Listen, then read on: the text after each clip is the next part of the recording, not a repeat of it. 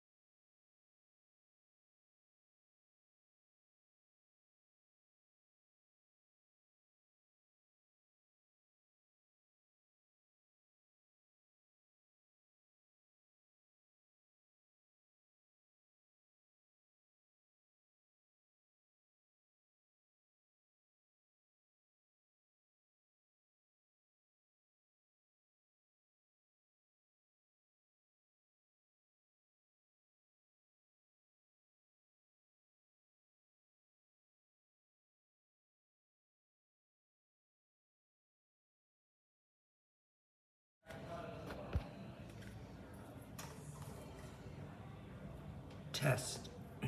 Test, test, test.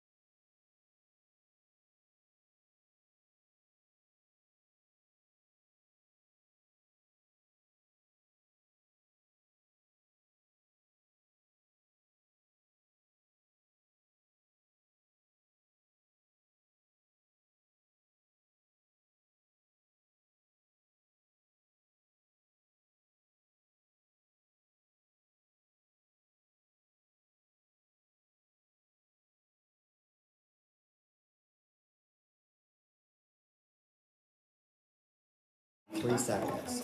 Okay, You're good. can you hear me now? And we're good? Okay, welcome everybody to Home Economics Nova Scotia. We're in the fall of 2024, so welcome back. We will be doing a couple sessions in the fall. We're going to be taking a break in December and January. We find that people don't necessarily come out in those months. It's Christmas and January is a slow month. And then we'll resume again in February because we find that February is when the spring market's going to be happening. So welcome again. So I'm going to introduce myself. I'm Leanne Miles. I'm the founder along with Jonathan Benedict, who is our resident real estate agent. And we initially created this group called Home Economics. And we've been doing investor meetups. So we've had people coming out that are interested in buying rentals, buying homes and doing all those things. And we've been very, very driven and have gone down that road. I do want to share that we are changing direction this fall. What we are finding is we want to focus a little bit more on people that are upsizing and downsizing with their primary residences. Now, having said that, the information and the presentations that we'll be doing will be completely relevant to buying rentals. We're going to be doing market updates on the entire province, and we're going to be doing mortgage updates.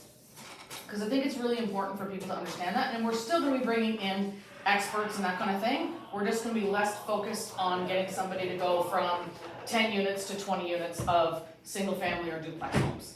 I mean, if you want to buy a duplex and you're going to live there, like we want to focus sort of on that, okay? We are meeting here. We are potentially going to be moving the venue over to Jonathan's new office. He's got an office at Royal LePage just over across from the new build there. By Jesse's 105 Wentworth Road. 105 Wentworth Road. I wouldn't know where that is. It's in the Jesse's Pizza Building, right? Yes.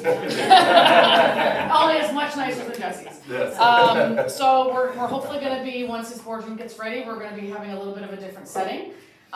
More information about buying homes, more information and education on getting yourself either upgraded or downgraded, figuring out things and the moves that you can make within the market. So it's not completely not tied to rentals, but we're going to go away from totally focused on rentals to just focused on real estate in general, okay? I actually prepared a presentation, and so I'm going to go through my presentation because I want to give you a feel. Hey girlie, come on in. I want to give you a feel for what we're actually going to be covering and how we're going to be doing it. And my presentation will be similar every single time, however it's going to differ in the stats and the different things that are happening and that we're seeing in the market. So this is me. You guys don't need to read my bio. I've been doing this job for 17, 18 years now. Joined Team Clinton about 7 years ago. Hitting my stride now. It's life is great. 30 hours a week. Do lots of business. It's absolutely wonderful. Love my job. So what I'll be talking about, and Jonathan will be doing a market date after me. So we discussed not doing presentations tonight, and I did one finally, and I haven't done one for a lot of months, so I said I'm going to do mine. He's going to talk to you guys about the market and what's happening and what we're seeing so that you can understand the trends that are happening to make some decisions. But the agenda that I have for mine is talking about financing options, rates and trends, what we're seeing, volume trends, next steps, how are we moving forward with this group, and questions to ask yourself, does it make sense, does it not make sense, that kind of thing. Isn't this a nice presentation, Ellen? You're doing well. You're doing well. Very good stuff. Okay, so I'm a mortgage broker, and some people know about mortgage brokers, some don't. There's the big five, everybody knows who they are, CIBC, RBC, TD, Scotia, those kind of banks. What we do as brokers, we have many more options besides the big five. So if you've gone into RBC or CIBC, and they've sort of said to you, yeah, sorry, you're declined, with a broker, you're not necessarily out of options. You don't have to walk out of that one and walk into another one and keep going around. We're well versed in the big five. We're well versed in what's called monoline lenders. They don't actually take bank deposits, bank accounts, that kind of thing. We're also well versed in alternative lending. So I'll give you an example today. I had a young gentleman, it's Jonathan's client actually, and he thought he was paying himself a whole lot more money than he was. And I said, you're actually not. You're only paying yourself 20 grand a year. You cannot buy a house for 500,000. And so he's like, oh, well, what do I need to do to fix it? And I said, well, you need to pay yourself $99,000 for the next 2 years, pay $30,000 each year on that income, and then you can buy a house. Or you can give me 12 months bank statements from your business and I'll do it tomorrow. He's tickled. He's going to pay a little bit of a higher rate. He's going to pay a fee to get his mortgage, but but he's not gonna pay 60 grand to CRA for that ability to do that. So those are the types of deals that I absolutely love doing, because they really show people what's possible. And then there's private lending. So private lending is something that we use for doing new builds, for credit fixes, different areas of real estate, and that's something, so my business partners here, we just started a company called Freely Financial. We are live, we have lending in place, and we finally got our licenses and our errors and emissions, and we're going bonkers with that, So, rates and trends. So I put the slide in here because I think people need to understand what's happening. I have people right now that are calling me up when the prime rate drops and they're like, "Whew, I got a better rate." And I'm like, "Nope, you didn't, it's fixed." Prime is tied to, and variable rates are tied to Bank of Canada. Fixed rates are tied to bond yields. So, everybody, rates are trending down. Even Juliana said to me tonight, she said, rates are trending downward. Sure they are. We had a 0.25 reduction, so prime is at 6.45 now. So people that are in a variable rate mortgage might be at 5.95 today. Fixed rates have come down, but they're going up 0.4 tomorrow. The Bank of Canada is going to change the rate probably in like 4 weeks whenever they meet again. Prime is probably going to come down again. They're not equal, and so when we look at a deal, we have to look at it from both aspects. I have a gentleman today that would really like to go variable because he's expecting rates to come down. Doesn't qualify. I can't make his deal work at 8.45. He needs the 4.34 to make his rate work, or his deal work. So this is what we're seeing in trends. So, and here's what I explain to people. So if you're buying and you're doing fixed rate, you can do your income times 4 to get that mortgage. So the client today, $400,000 mortgage, he needs $99,000 to get his deal to work. It's 4 times. But in a variable rate, he needs 3.5 times. Does that make sense? Yes. So it's way less borrowing power when you're doing a variable versus a fixed.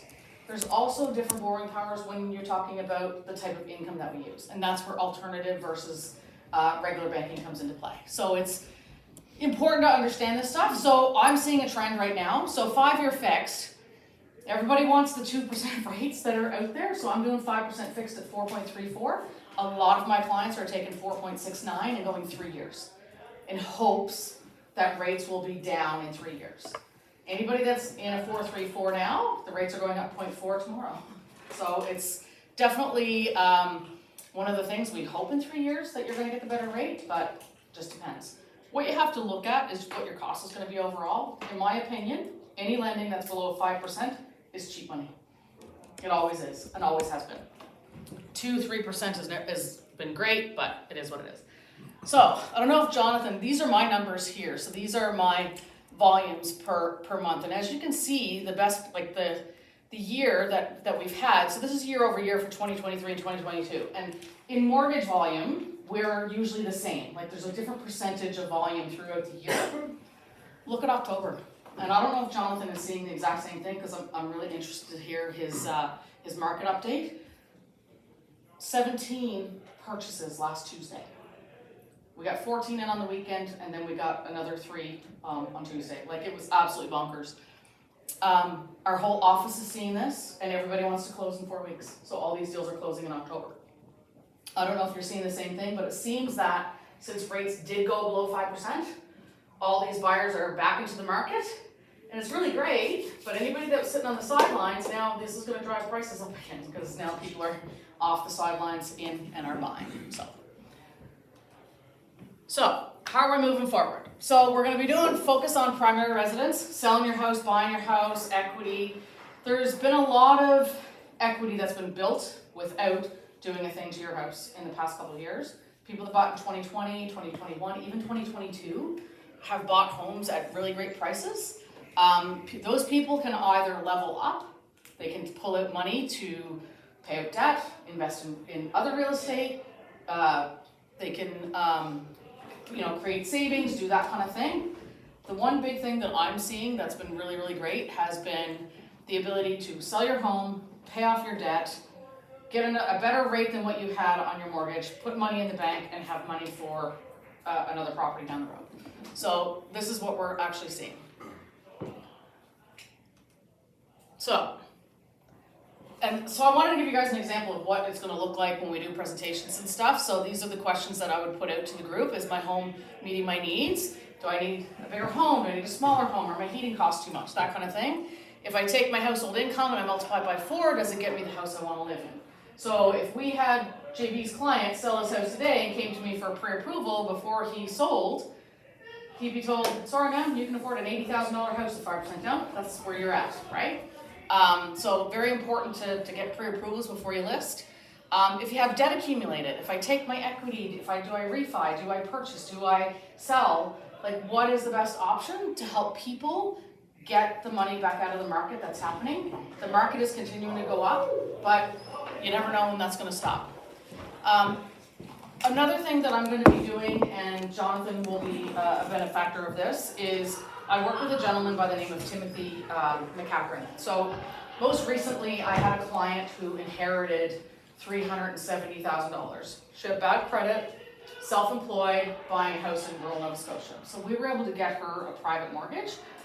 But in order to ensure that next year that I can get her out of that private mortgage, she's hired Timothy. I refer him, she hires him.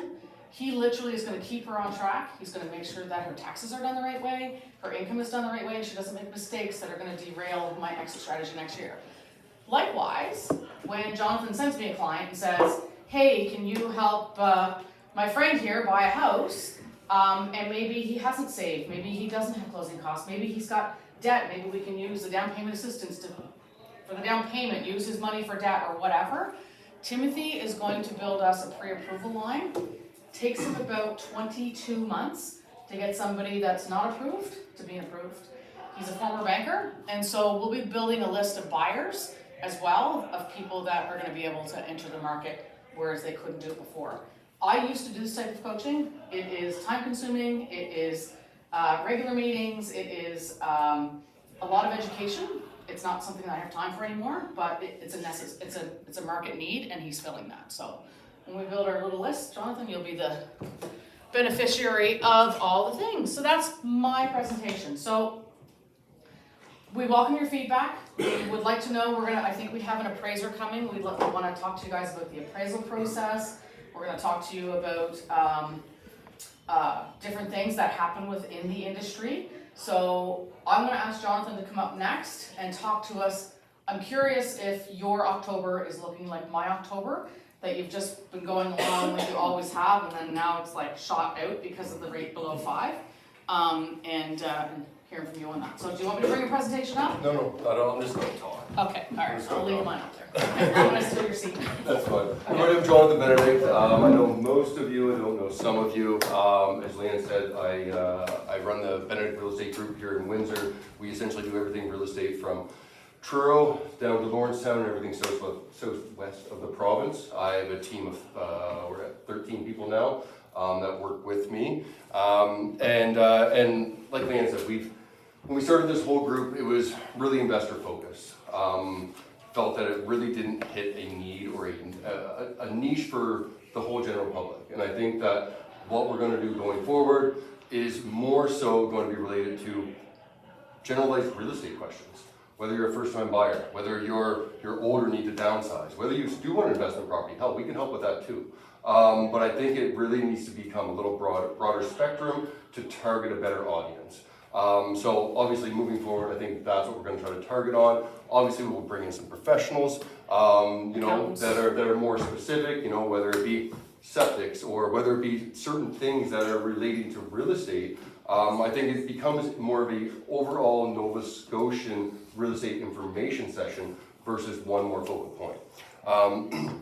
So talk about sort of the market that I'm seeing and what I've seen in the trends and what's happened this year. You saw Leanne's graph and sort of the dip in January, February. I could have went on vacation for 2 months in January, February.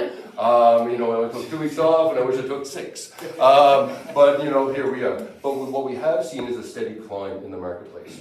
Throughout the year, whether you've been in Halifax or you've been in the Valley, we've noticed that properties have continuously been selling. The demand has increased as we've been going on, and that has continued out throughout, right into August and into September as rates have begun to come down.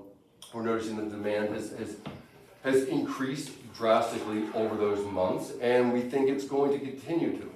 Now, that being said, I have noticed a pause in the marketplace in certain properties once you get, especially in the Valley region, above $500,000. There's been a pause, people are waiting, and I think it comes back to people are saying, well, interest rates have dropped and dropped and dropped. The sight line is that they're going to continue to drop. So what we're going to have is, what's going to happen is buyers are going to continue to sit on their hands and wait to see where the bottom is going to fall out. So I think we are going to come up to a place in this marketplace where it's going to be a little bit stagnant over, I don't know if October, because we are having a very busy October like yourselves. Yep. But I think we're going to see something in November that we're going to be a little bit stale. And I think that's going to be reflected in that people are going to wait to see how low interest rates are going to go before we're actually going to come to terms with what's happening in the actual marketplace. Even though, like you say, the lower interest rates goes, usually the higher price point goes. Well, and they're looking at the variable rate dropping and the fixed rates are going up. It's true. Right, It's true, yeah. but it's not. They don't have the knowledge essentially to associate with what they're making their decisions on. So what I've seen, and I don't have the actual all the September stats, and we have a real anomaly in our marketplace. What's happening is that we've seen our inventory grow, we've seen our days on markets grow, but we've also seen our price points grow.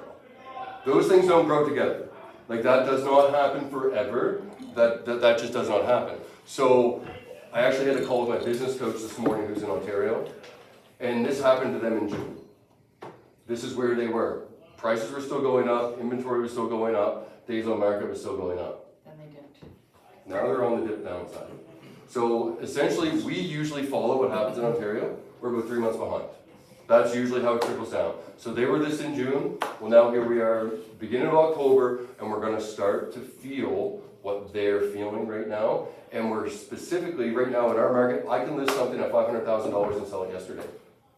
But once I take that price point to 550, to 6, to 650, to 7, it's a waiting game. The inventory is increasing, and people are just not spending the money. And that has a direct correlation with what's happening in the Ontario market. Ontario market is what drove our price points to the level that they are today. Their market is, excuse my language, shit the bed. Yes. and they're in a point where they're starting to climb out of it, but it's not there yet.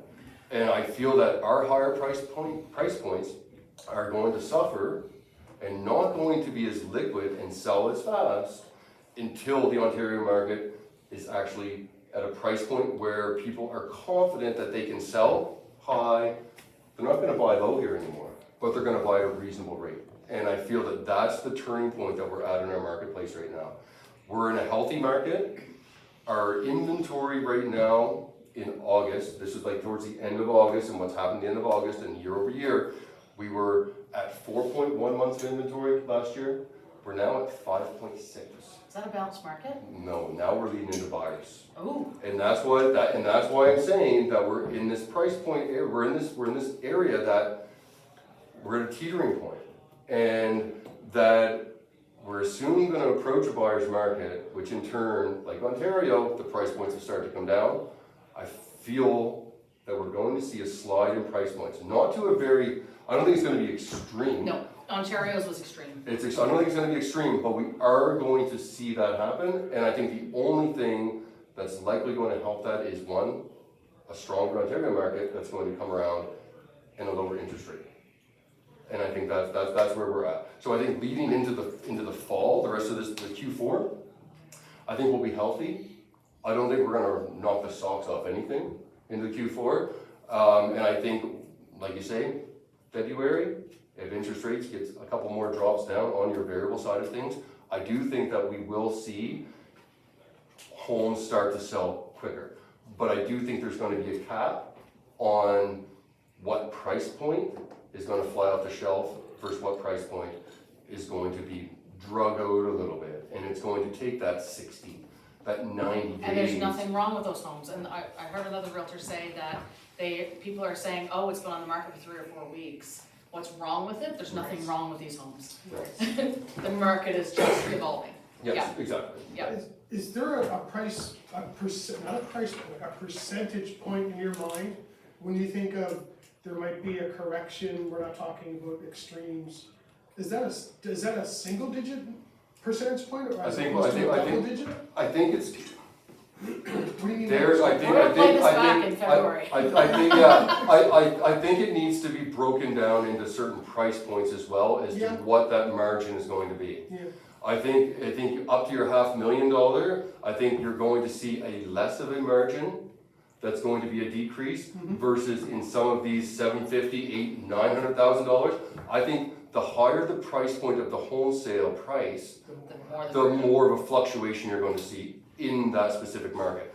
Like I say, up to 500, I think we're going to be minimal. Yeah. Because I've got a list of buyers right now that are looking, right? I could sell 40 homes right now between 350 and 5 Yeah. if I had them, Yeah. right? But once you get above that 500 market, people are a little more tight. Yeah. And And there's waiting.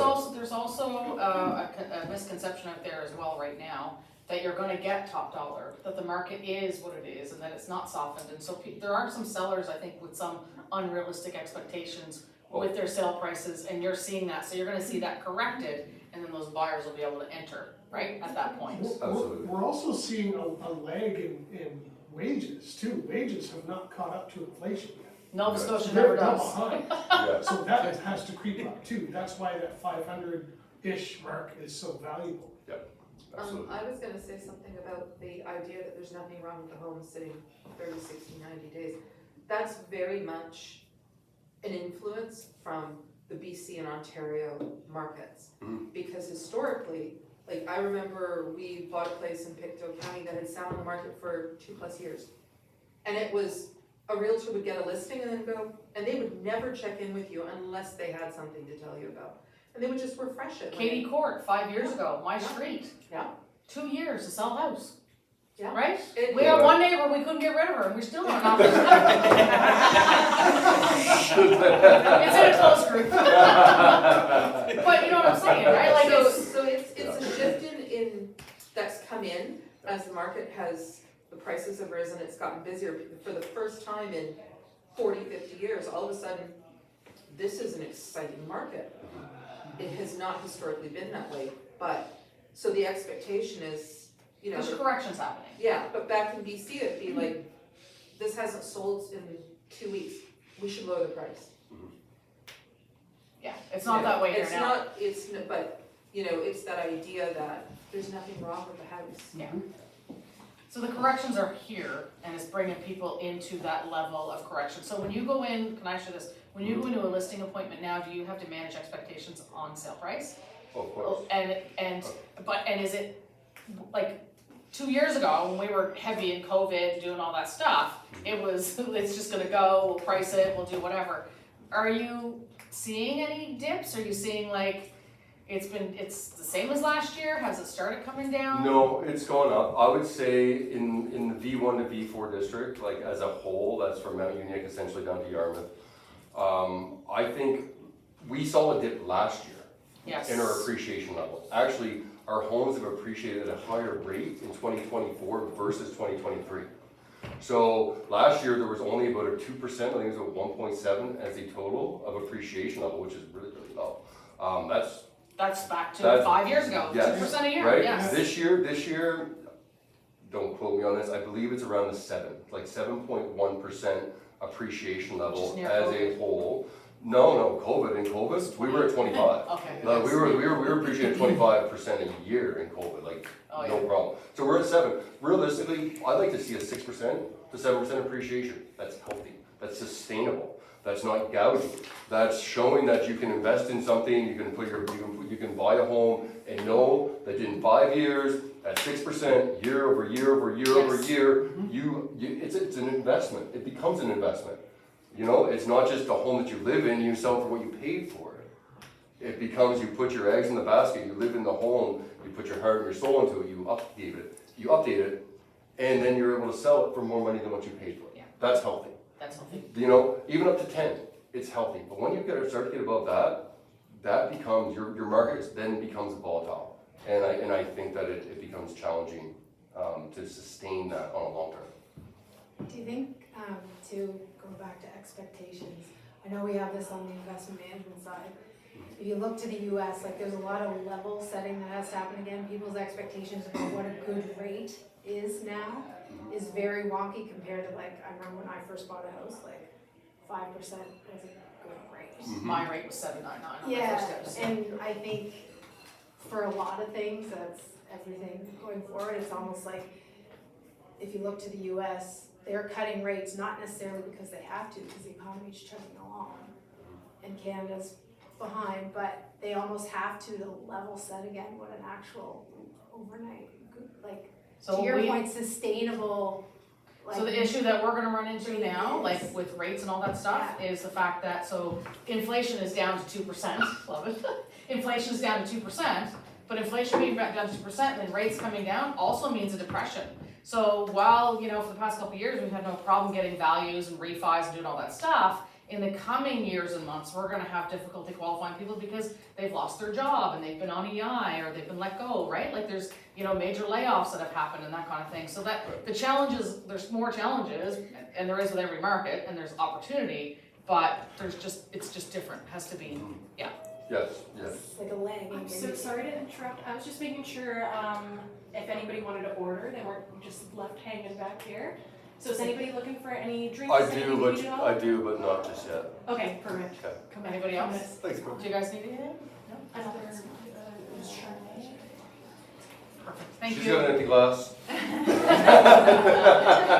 Put me on the spot. Well, okay, I'll yeah. Yeah, the challenges are coming. I think that Nova Scotia, we're still better than we were 5 years ago, and will continue to be better than we were 5 years ago.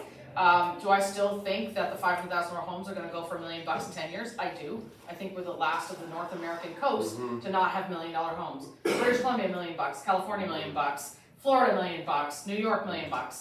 Then you've got Nova Scotia, which is sparsely populated, great lifestyle, laid back. I do believe that, but it's gonna take longer than what most of us thought after COVID, because it's not, you know.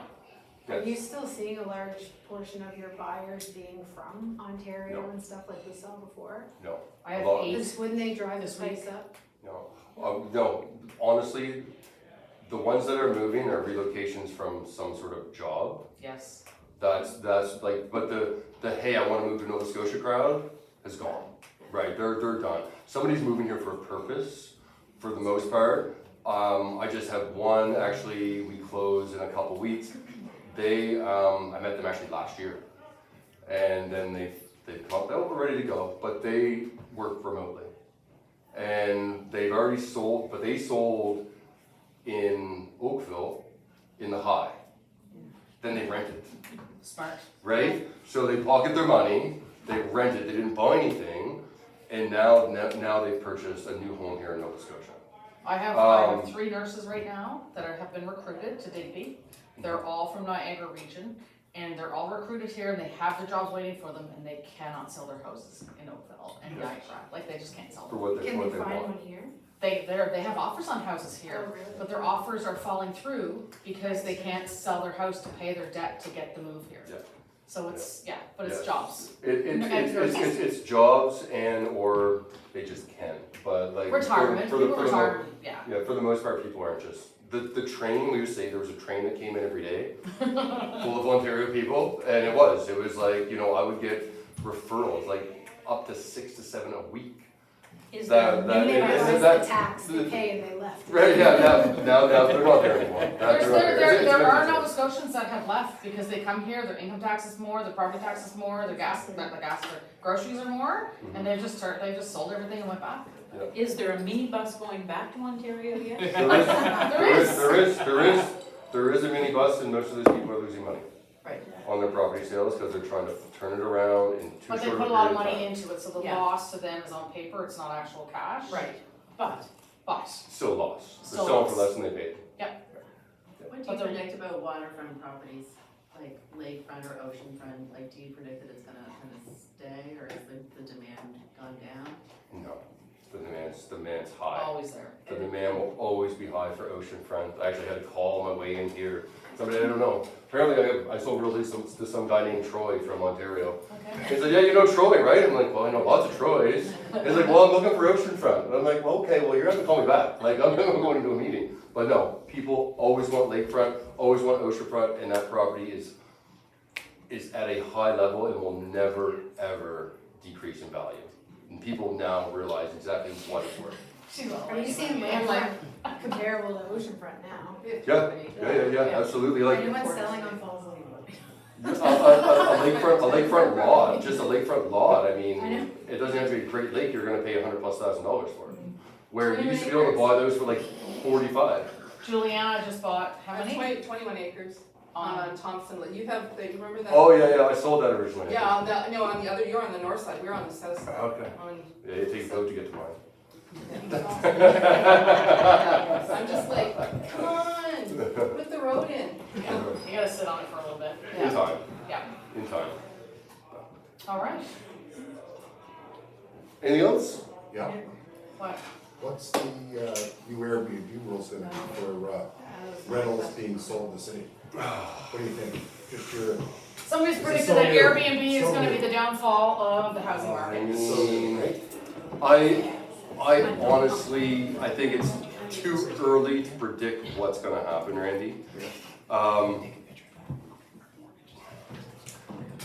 I think there's always been some limitations on Airbnbs anyway. Within condo corps and with everything else, like there's always been a limitation. There's a place and there's a time and a place for them. It's going to limit things. I don't know that Halifax has a huge population of solely Airbnb condo or rental properties. That's its main driver. Not like Toronto. Right? In Toronto, you're seeing everybody's condo go for sale because, well, they just can't make the money off it. I don't think that the people that hold the Airbnb or the condos here are at that level. So, but it's gonna be interesting to see. I know banks that have like portfolios and like we've joked with like the VP of credit at Manulife and stuff like that. So Schedule 1 banks do not like Airbnb. So when you're gonna go buy an Airbnb and it's called an Airbnb, you need 50% down. It's like, they underwrite it like a hotel. So, but we basically said to the bank, well, you've done them as long-term rentals and they're just Airbnbs now, right? You just have to Google your addresses and it'll be a tell. Mm-hmm. But because they were underwritten and they were underwritten harshly with long-term rental income as the driver behind the financing, it's less likely to have that big impact on, because they're predicting in the US and different places, I forget who, I probably saw it on TikTok, that the driver of, the downfall of the market is gonna be Airbnb. I think in Canada, we are a little bit more protected because of our mortgage underwriting. We don't, like a residential mortgage is not underwritten to use Airbnb income. Now, I'm doing one right now in Wolfville, but he's going alternative and he's putting 35% in. Any deal can work, you put lots of cash into it, and then he's got skin in the game and that kind of thing. It's the ones that maybe bought with 5% down that left it behind and then bought another one that are Airbnb and maybe they're quite leveraged or whatever that might run into a bit of trouble. But I think what's going to cause the trouble in the real estate market coming up is because they were doing a soft landing, right? They were driving the rates up so that they could drive inflation down so that we can have a soft landing and not go into a depression. But I think we're skidding off the right way and we're going into the bushes, and I think we're going to head for, the issue's going to be, I think, income and job loss. That's going to be there. Right? That's going to be my challenge for the next year and a half. So, all right? Cool. All right, guys. So we're gonna put, the group name is not gonna change on Facebook. It's still gonna be Home Economics. It's still going to be broad-based information that we give out to you guys. It's just not gonna be tied only to rentals. And we're still gonna bring in professionals, and we're also gonna do polls, I think, on the site and ask you who you'd like to have. Appraisers are a very popular topic because it is, like he's saying, right? 500,000, they're like, 1-2% loss. Well, 750, they might be a 10% loss or whatever. But I think it's also important to know and understand how that stuff works. And I'm learning every day. Like I had a client or mutual client in, oh my God, what's the place where we come in Sackville? Oh my God, where all the big homes, Brad Marchand's house is in there.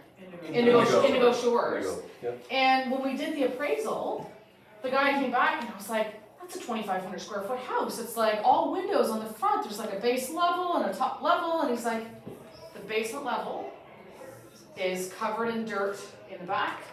That is non-countable square footage. That's considered a 1,000 square foot house, not a 2,500. I was like, are you kidding? He's like, yeah. But I just assumed if it was basement and it was on the back of the house that they couldn't count it. But if it's on the front, it would be okay, and it's not. So I do think that we'll be able to provide some value, and you can apply it to your real estate holdings and your investing and that kind of thing. But we're just going to go a little bit more broad-based with what we're putting out. So we will be doing a poll to see what kind of experts that you would like to hear from.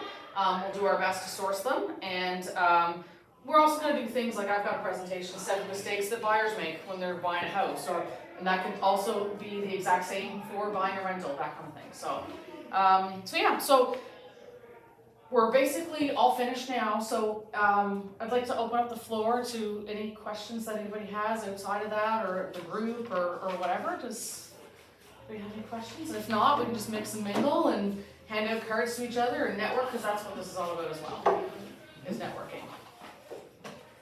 Are we good? All right, shut it in.